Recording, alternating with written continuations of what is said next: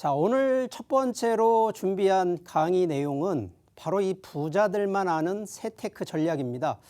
최근 부동산 투자하시는 분들 보통 재테크를 잘 하실지 모르지만 이 세금에 대한 절세 전략에 대한 부분은 상당히 좀 많이 부족하십니다. 자, 오늘 이 내용 과연 이 부자들은 어떻게 세테크를 하고 있는지 자, 요 내용에 대해서 한번 강의를 좀 해드리도록 하겠습니다. 자, 우리가 부동산은요, 이 다른 투자 자산 대비 세금이 상당히 많습니다.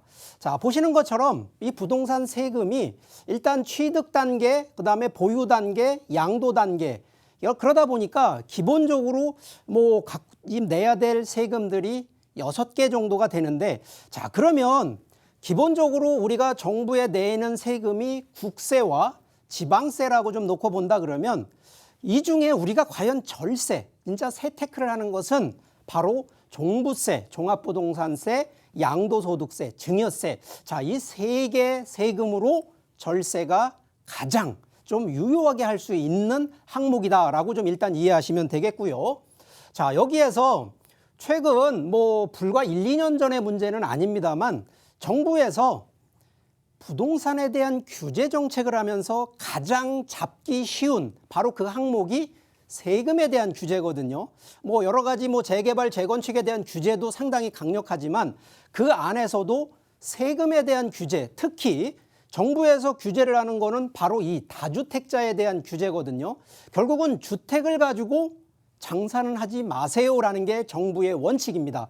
자, 그러다 보니까 과거 대비 취득세 기준으로 자, 새로 취득, 매수를 하는 경우에도 과거에 주택 해봐야 취득세 1.1%면 됐던 것이 자, 지금은 2주택, 3주택, 4주택을 나눠서 지금은 가장 많이 내는 취득세율이요, 무려 12%까지 상향이 됐습니다. 자, 현재 보통 영업 관련된 부가가치세라는 게 있는데 부가가치세가 10% 정도인데 부가세보다도 더 높게 상향이 되어 있다는 거고요. 자, 여기에 이제 양도세도 좀 규제를 했는데 자, 요즘 다주택자에 대한 특히나 과거 20년, 30년 전에 보유하고 계신 분들도 지금 이제 걱정을 하셔야 되는 게 바로 이제 매도할 때 자, 지금 특히나 조정 대상 지역, 규제 지역 안에 2주택자, 3주택자 같은 경우에는 지금 현재 2주택 20%, 그러니까 10% 대 20% 중과세라는 게 적용이 되거든요.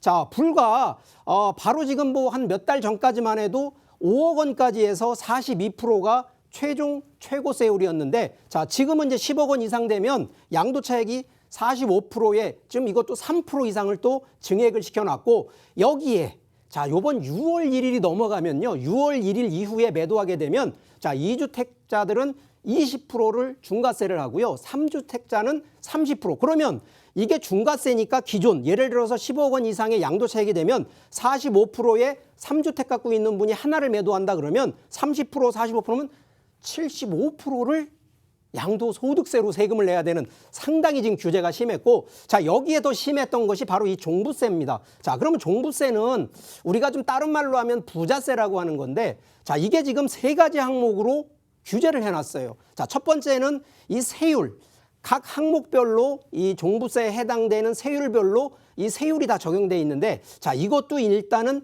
2주택자, 3주택자에 따라서 자, 지금 세율을 상향을 시켰고 자, 세율만 올라간 게 아니고요. 지금 현재 우리가 보통 종부세나 재산세 같은 경우에는 이 공정시장가액, 우리가 보통은 이 서울이나 이 정부 같은 경우에 국가가 지정하는 시가들이 있거든요.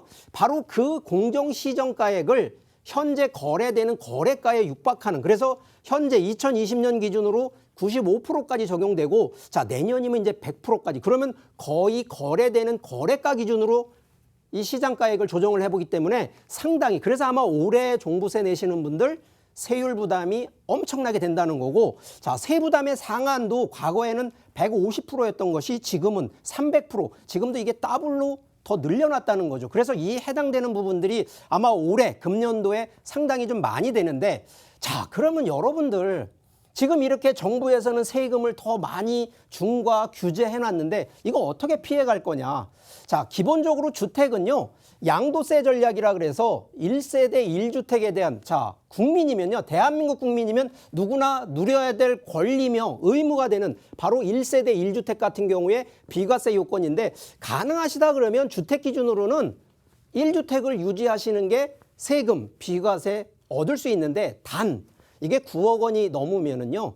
9억 원 이상에 대한 부분은 세금을 좀 내셔야 된다는 걸 알고 계셔야 되고 자, 그러면 1주택을 혹시 못 만드셔서 나는 투자를 하다 보니까 2주택 되고 3주택 되신다. 좋다 이거죠. 주택 수가 많아지면 거기에 따른 전략이 따로 있습니다. 자, 기본적으로 주택 수가 좀 많아지면 현재 기준으로는 임대주택 등록을 통해서 주택 수에서 좀 빼는 방법. 이유는요. 본인이 개인이 보유하고 있는 주택은 개인 거고요. 사업자를 등록을 내서 주택사업자를 내게 되면 사업자 물건이 되거든요. 그래서 개인과 사업자는 이 주택수로 따지는 것이 좀 달라진다라는 것 때문에 그래서 가능하면 본인이 거주하는 주택 아닌 건 임대주택을 좀 통해서 좀 더 세율을 좀 조정하라는 방법도 있고요. 자, 2주택 이상 같은 경우에는 자, 혹시라도 이 금액대가 조금 큰 거, 뭐 6억대, 9억대 이상 되는 것들은 혹시라도 부부 공동 소유라든가 가족 간에 뭐 2인 정도에서 이 공동 소유를 하시게 되면 자, 종부세나 양도세는요, 인당 세율로 들어갑니다. 각각 개인별로 세금이 들어가다 보니까 자, 이거는 좀 표현이 머릿수 한 사람보다는 두 사람이 더 양분되기 때문에 아무래도 세율이 감해진다라는 그래서 이게 바로 세율을 절세하는 방법 중에 하나고 자, 가능하면 자녀 미성년자 빼고요. 뭐 성년 기준의 자녀가 혹시라도 같이 있다 그러면 이건 반드시 별도 세대로 구성하셔서 주택이던 이런 부분으로 분산을 시키는 방법이 있고요. 자, 가능하시면 또 매도하시거나 매수하실 때도 이런 공제 비용들이 있습니다. 자, 정부에서는요.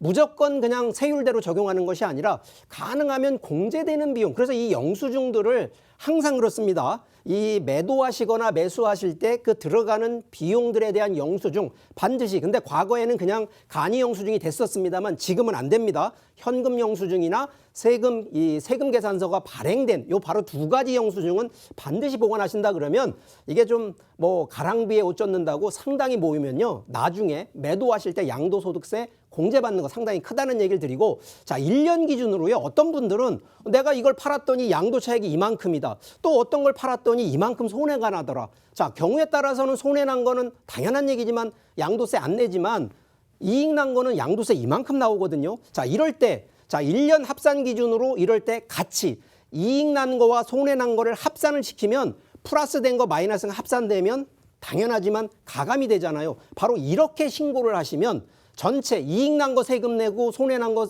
세금 안 낸다 이게 아니고요. 합산하시면 여러 가지 세금을 반드시 줄일 수 있으니까 요거 반드시 하시고요.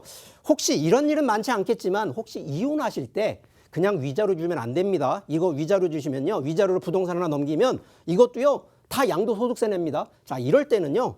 바로 이 변호사 찾으셔서 재산분할 청구권 이거 반드시 하시면 됩니다. 이러면 이거 비과세, 특히나 세율 할인을 받습니다. 그렇기 때문에 위자료 그냥 준다고 덜컥 받지 마시고 비록 형식적인 명목상 바로 이 재산분할 청구권 반드시 하시라는 얘기 드리고 뭐 요즘은 워낙 뭐 거래대금이나 이런 부분에 대한 이 소명하는 것들이 워낙 많습니다. 이거 반드시 좀 대응하시라는 얘기 좀 드리고 자, 여기에 이제 종부세 같은 경우 놓고 보면 자, 종부세는 원래 뭐 부자세라고 얘기를 드리는데 자, 이게 기준이 있습니다. 요즘에 이제 국회에서도 종부세 주택에 대해서 1주택 9억 원 너무 좀 지금 현실에 안 맞으니까 이거 12억으로 좀 한번 올려보자 해서 뭐 얘기들은 많이 있는데 아직 결정된 게 없습니다만 자, 이 기준으로 놓고 보면 자, 주택 기준에서는 2주택 이상 6억 원이고요. 공시지가 기준으로 주택 이 토지 같은 경우는 5억 원. 그러면 나머지 뭐 상가 건물 기타 토지들 특히나 별도 합산 토지 같은 경우는 80억 원이거든요.